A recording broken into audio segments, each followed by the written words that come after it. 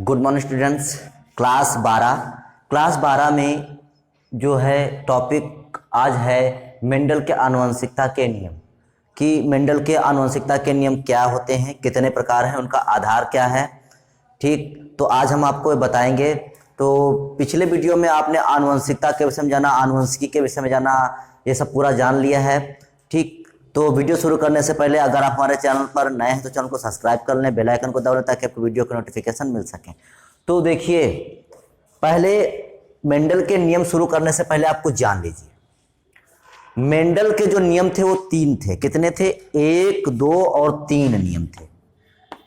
Mendel के 3 नियम थे, लेकिन मेंडल के प्रयोग का आधार क्या था? तो मेंडल के प्रयोग का आधार क्या था? तो मेंडल के जो प्रयोग का आधार था वो एक संकरण क्रॉस था, अर्थात मोनोहाइब्रिड क्रॉस, और द्विसंकरण क्रॉस अर्थात डाइहाइब्रिड क्रॉस।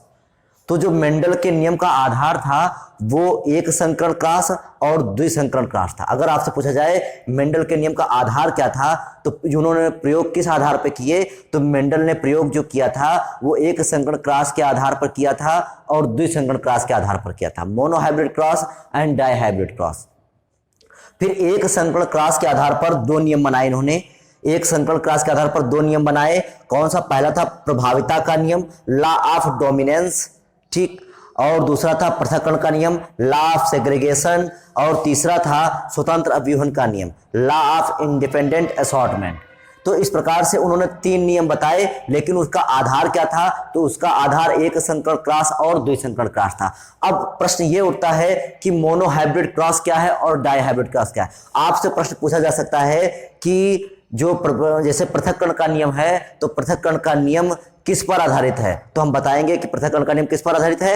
एक संकरण क्रॉस पर आधारित है। जैसे आपसे पूछा जाए प्रभाविता का नियम किस पर आधारित है, तो एक संकरण क्रॉस पर आधारित है। जैसे आपसे पूछा जाए स्वतंत्र अव्यूहन का नियम किस पर आधारित है, तो द्विसंकरण क्रॉस पर आधारित है, डाइहाइब्रिड क्रॉस पर आधारित है।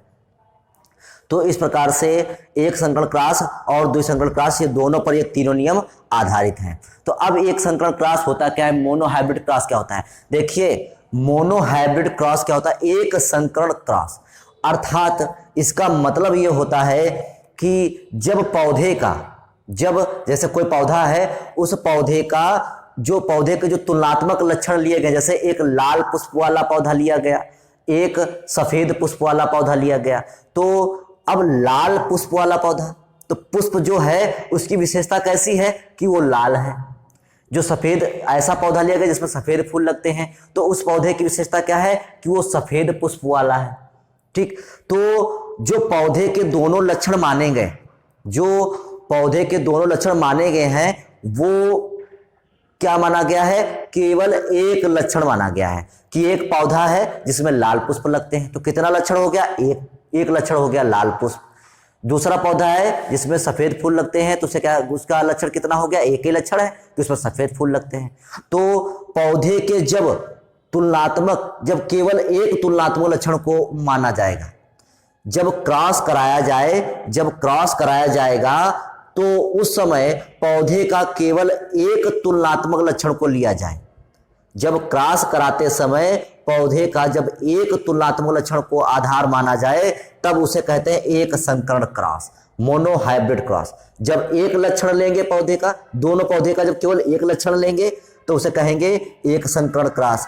द्विसंकरण क्रॉस का मतलब होता है पौधे के जब 2 लक्षण आधार मानेंगे, मतलब 2 पौधे हैं जो तुलनात्मक लक्षण माने गए हैं, तो उन तुलनात्मक लक्षणों को 2 लक्षणों को आधार माना जाए। जैसे एक कहा जाए गोल पीला बीज वाला पौधा, मतलब एक ऐसा पौधा जिसके बीज कैसे हैं? गोल हैं और पीले हैं। मतलब बीज की विशेषता कितनी हो गई? 2। बीज की विशेषता कितनी हो गई? 2। कि जैसे बीज कैसा है? बीज जो है गोल भी है और पीला भी है, तो बीज के कितने लक्षण हो गए? 2। और जो दूसरा लक्षण माना गया कि उसमें पौधे जो झुर्रीदार हरे बीज वाला पौधा, तो जो बीज वाला दूसरा जो पौधा माना गया, उसके भी कितने लक्षण हैं? 2। क्या लक्षण है? झुर्रीदार है वो और हरा है। तो जब तुलनात्मक लक्षणों को ध्यान में रखकर जब 2 तुलनात्मक लक्षण लिए जाएं, पौधे के जब 2 तुलनात्मक लक्षण लिए जाएं, तब उसे कहते हैं द्विसंकरण क्रॉस। क्योंकि द्वि माने 2 और संकरण क्रॉस, जब क्रॉस कराते समय, संकरण कराते समय जब पौधे के दो तुलनात्मक लक्षण लिए जाए तो उसे क्या कहेंगे, द्विसंकरण क्रॉस। और जब पौधे का केवल एक तुलनात्मक लक्षण लिया जाए तो उसे क्या कहेंगे, एक संकरण क्रॉस। ठीक, तो ये होता है मोनोहाइब्रिड क्रॉस और ये होता है डायहाइब्रिड क्रॉस। तो इसके आधार पर प्रभाविता का नियम है और पृथक्करण का नियम है, और द्विसंकरण क्रॉस के आधार पर जो होता है वो स्वतंत्र अभ्यूहन का नियम होता है। तो कल हम जो नेक्स्ट वीडियो बताएंगे उसमें हम आपका प्रभाविता का नियम बताएंगे कि प्रभाविता का नियम क्या होता है। ठीक, तो कल जो नेक्स्ट वीडियो बनाएंगे तो उसमें प्रभाविता का नियम पूरा बताएंगे, क्रॉस करना बताएंगे, क्रॉस कैसे कराया जाता है। ठीक, तो आज के लिए बस इतना ही, कल फिर मिलेंगे एक नेक्स्ट वीडियो के साथ, तब तक के लिए धन्यवाद।